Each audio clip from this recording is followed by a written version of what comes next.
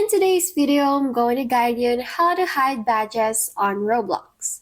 Let's start this tutorial by opening Roblox on your computer by using your browser, then log into your account. Once logged in, click your name on the upper right part of the screen to go to your profile.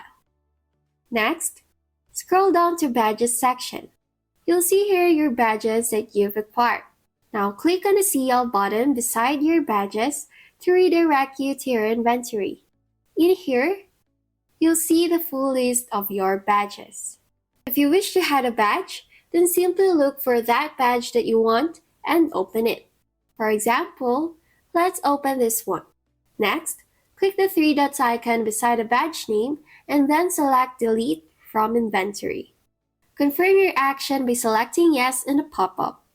By doing that, it will permanently delete that item from your inventory. That's basically it.